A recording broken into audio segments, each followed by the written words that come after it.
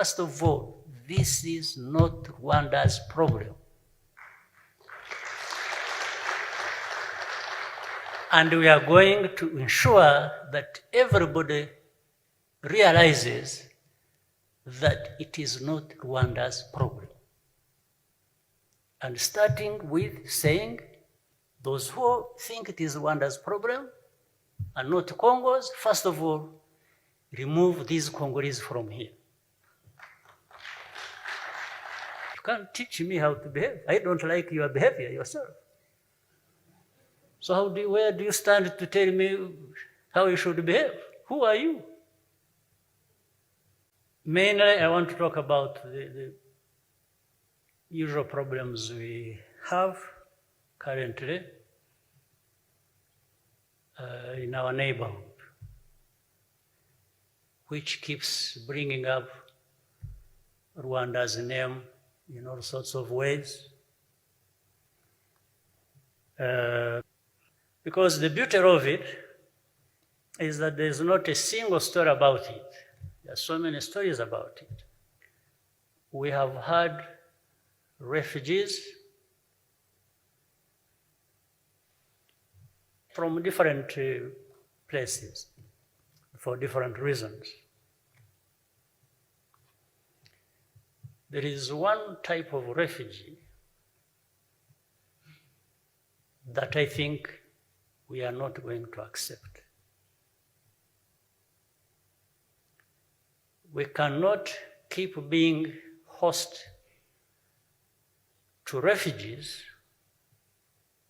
for which later on we are held accountable in some way or even abused about. Refugees as a result of ethnic cleansing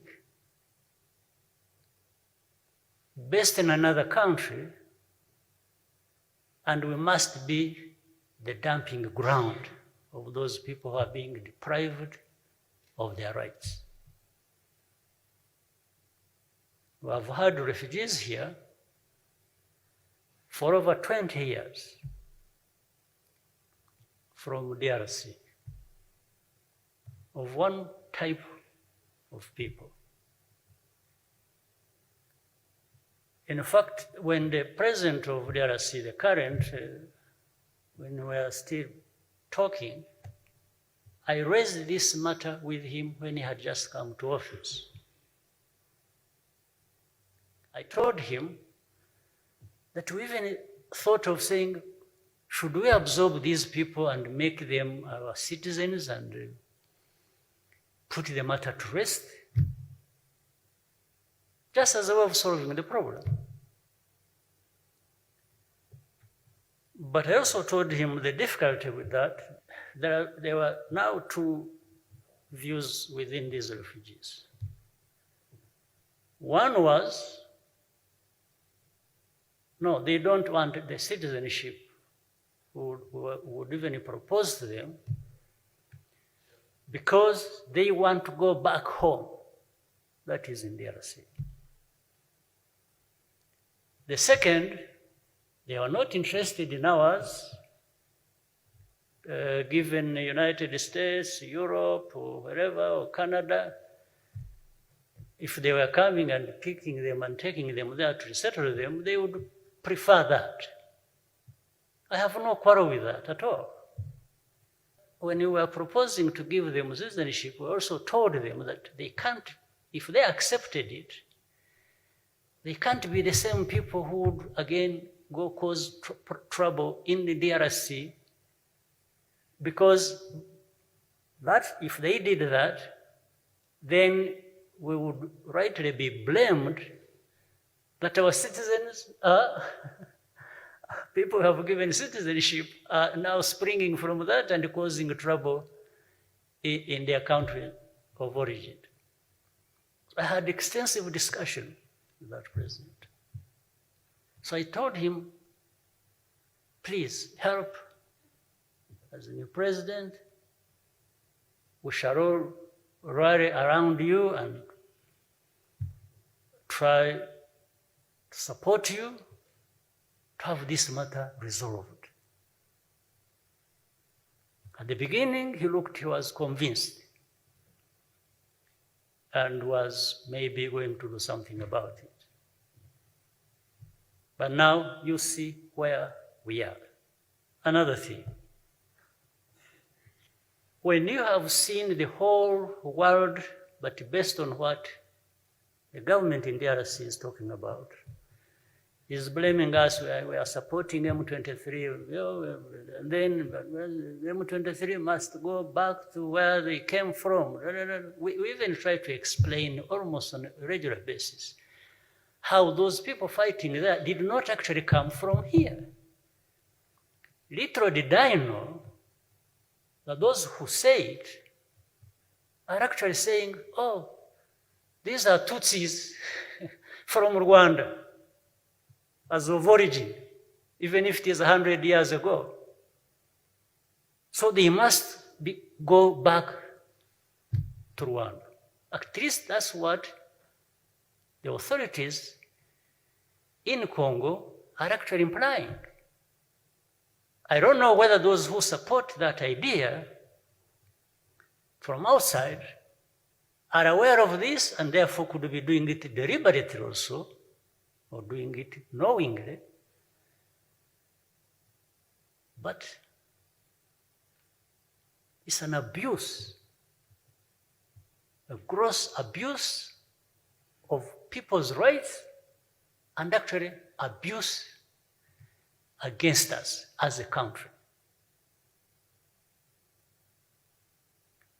And that's why there is a difficulty when people are saying, oh, you talk to, no, I can't talk to M23, they are terrorists, But, and some people thought, should we be clear about this? Go along? And then we are the ones, that is Rwanda, who must carry that burden and be held responsible for the turmoil that is going on in that part of the country. This is the basis on which I absolutely reject and have objection to these constant statements being made, to the point that we are abused, that we're also responsible for hate speech, meaning we're also responsible for ethnic cleansing. We? Absolutely not. Now, the group of experts write so many things in their report. Some blamed on Rwanda, others blamed on DRC. But somehow, in the end, the story emerges, no, what people are interested in are those things being said about Rwanda. What is being said about DRC is, where we told the DRC to tell those people who are involved in hate speech, but it is not just hate speech, they are even killing people. Up to this day, we are receiving refugees. Yesterday, there were refugees crossing the border coming into Rwanda as a result of that, just yesterday. I'm sure there will be more today. And for that, people say, we have told them, to tone down their language.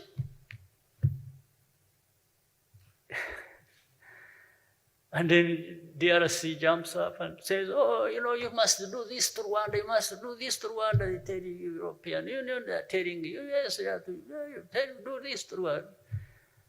Do what to Rwanda? For what? For having done what? What have we done? For what we have done, you must first even understand why we would be doing it.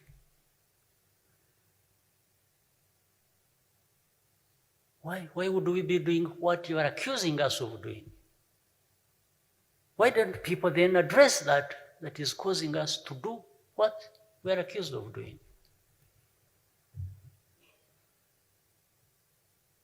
At the same time, we warned people, and I want to warn people today, when shells were crossing our border and landing on our territory. There is a lot we said about it. When FDLR crossed our border and killed people in Kinigi, literally shutting down that area rich in tourism. And that was the purpose. And of course, the immediate response of those outsiders is to say, don't go to Rwanda, don't go to that area. And then when I do something about it, it's like, no, you are doing a terrible thing. Oh, you want me to keep quiet? Those people close that area, we lose everything and lose people's lives. And then say, oh, if you do this, we shall blame you. Well, I'll give you what to blame me for, in a real sense. We are really prepared to be blamed, but we will be blamed for doing what we must do.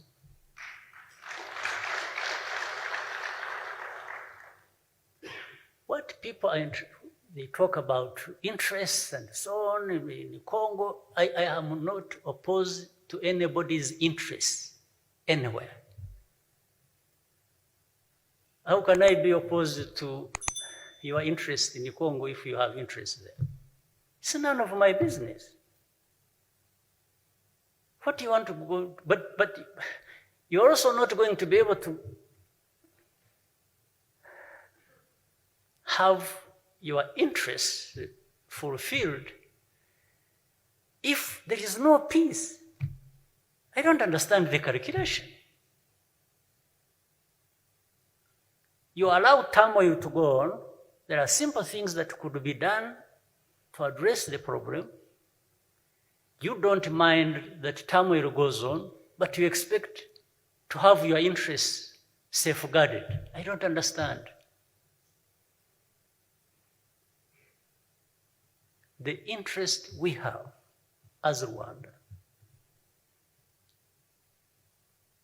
is completely different from what people call interest. First, our interest is even survival. This little Rwanda must survive. We have that history that tells us better than anything that, yes, for anything else, we have to be there, we have to be alive. And then they say, we won't talk. That is the DRC saying, we can't speak to M23. They are terrorists. Your own citizens are terrorists, fine. Go sort it out in your place. But are the 80,000 refugees who are here and more coming every day since this situation started, these ordinary men, women, children, are they terrorists? You're telling me they're terrorists? You must be kidding. So I keep saying this so that maybe someday some people pick some sense from the real facts on the ground. By the way, they say they won't talk to them, they want to do this. And some people support that they shouldn't talk to them. And then they add, no, but if we are to talk to them, we shall talk to them secretly so that nobody knows that we are talking to them. I mean, so that it continues to be my problem. It continues to be Rwanda's problem. I will talk, but I can only talk to them quietly. I send somebody to go. No, but first of all, this is not Rwanda's problem. And we are going to ensure that everybody realizes that it is not Rwanda's problem. And starting with saying, those who think it is Rwanda's problem and not Congo's, first of all, remove these Congolese from here.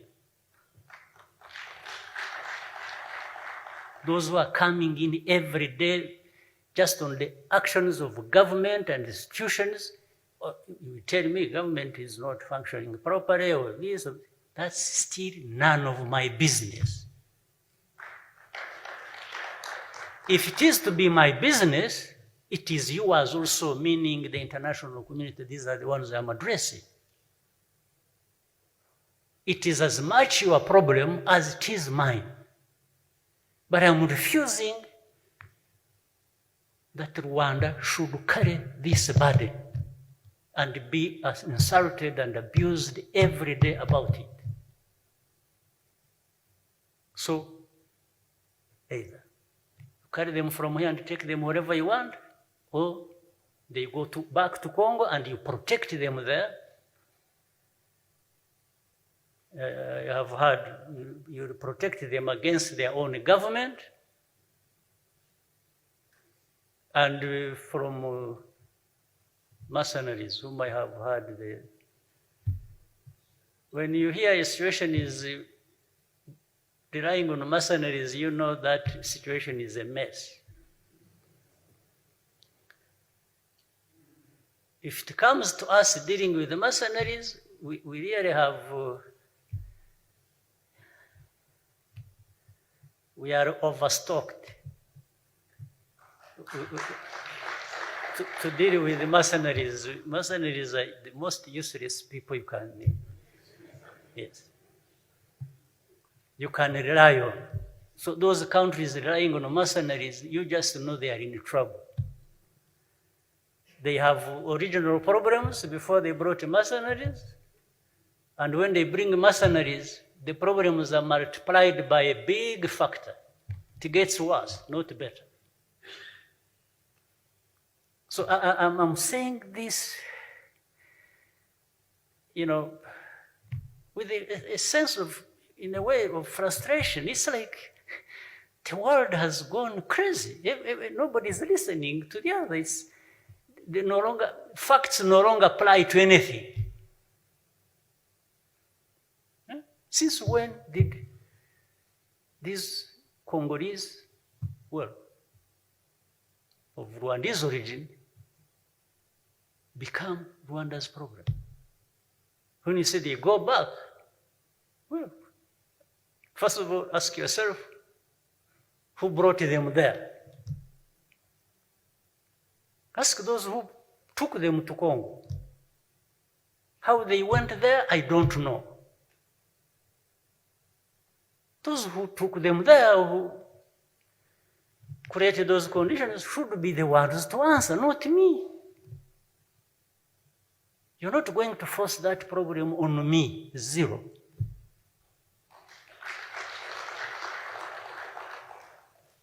It can't happen. So I'm preparing you, those who take care of the world. They must understand this is a problem that must be addressed among others. Some people think it's like they are trying to create an alternative to what there is in Rwanda. You know, there's that part as well. When you see all these things happening, it's like, no, we are tired of this setup in Rwanda.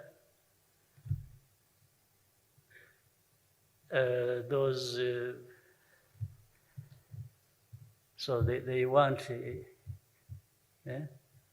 these Kagamis and these RPF and these others, you know, say Rwanda lacks freedom. You know, there's no freedom, there's no democracy. But you are the first person denying me my freedom. Actually, Rwandans are denied their freedom. And that's why people are trying to find alternatives for them. Who are you to choose how people live and behave and so on? Well, you can't teach me how to behave. I don't like your behavior yourself. So where do you stand to tell me how you should behave? Who are you? Who? From where? Telling me what? We don't need any more of nonsense. But what I promise is those who are my age, or even those who are younger, who are 50, and behind these things trying to, you will grow old and leave this earth with me without seeing that change you are hoping for.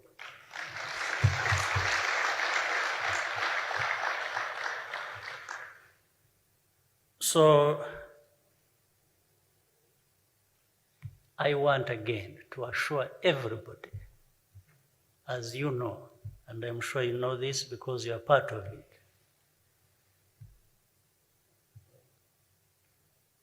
this country has gone through so much, I've seen so much. The only thing that came out of it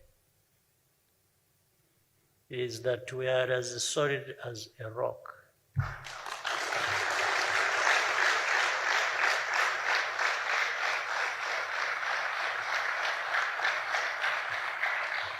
So those who get involved with all kinds of games against us,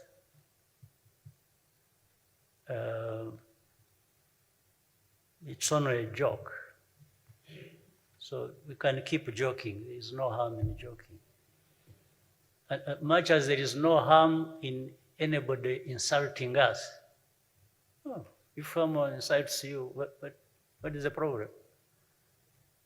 As long as you don't get diverted from what you are doing for yourself, what is the problem? If you attack me, we fight. I fight back. If you want us to work together, we work together. And by the way, we can be the best of friends with people. But also, we can be not so interesting to those who wish to be our enemies. So, have a good day.